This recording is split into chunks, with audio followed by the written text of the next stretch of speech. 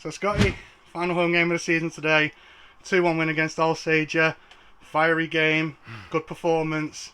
We're now one place closer to that final playoff position. How are you feeling? Yeah, good.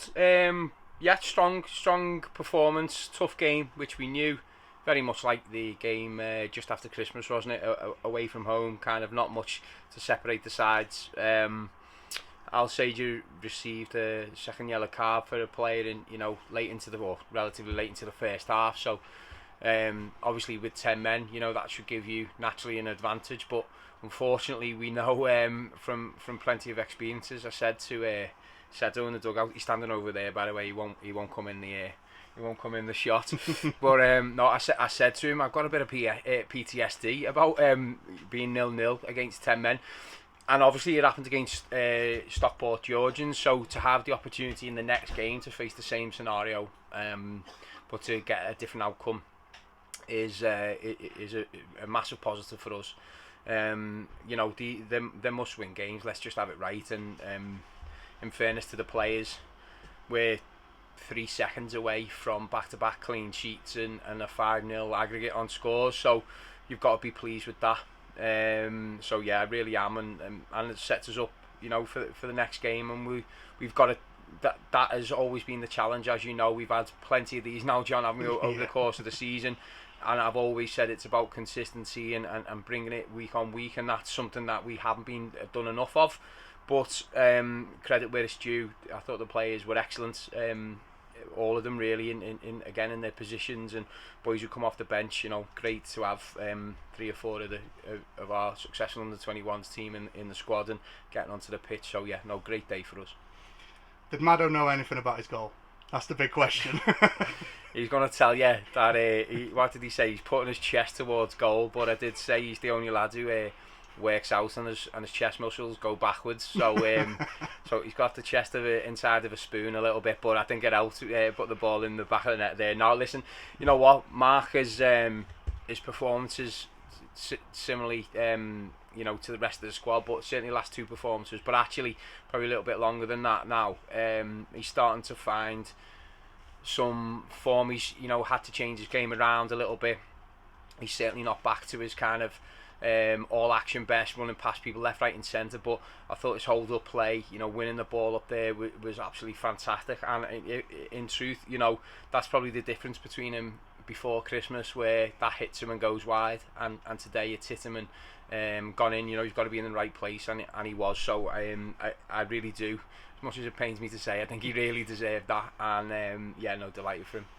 And I bet you're also delighted for Connor Courtnell. I mean, he's scored a couple of times this season, but those have been from set pieces. How nice is it to finally see him score a goal directly from open play and show the sort of form that we know he's capable of in an attacking sense? We've seen plenty of him in defence this season. He's been superb. But to see him going forward these last couple of games just shows what a talented player he really is. Yeah, absolutely. Look, Connor's a talented footballer.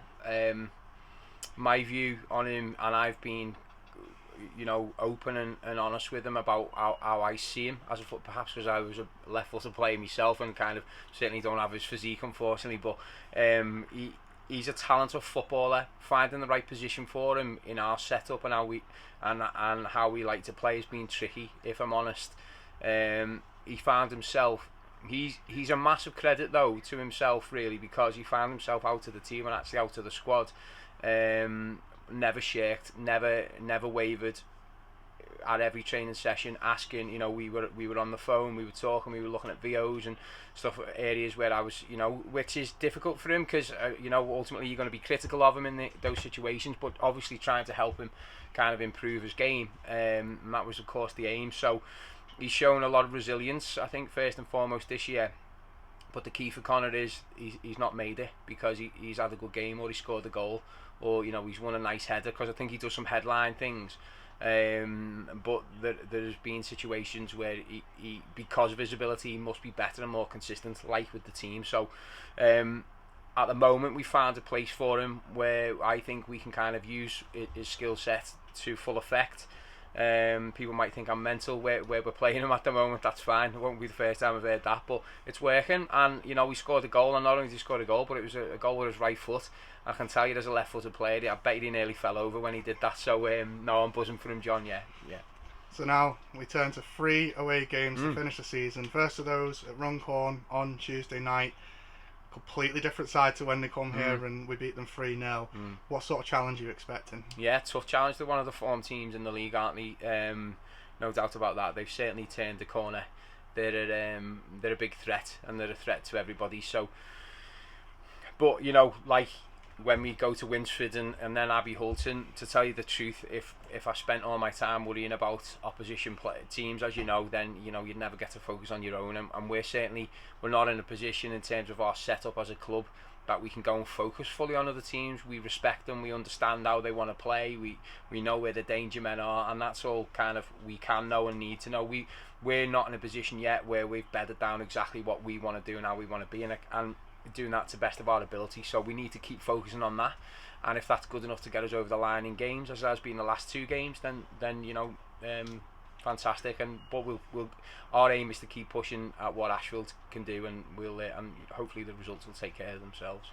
Yeah, 9 points to play for, 3 secures a playoff spot. It's going to be an interesting end to the season, Scott. We want 9 though, right? Oh, of course we want 9. I'll see you on Tuesday night. Thanks very much, mate. Cheers, thanks.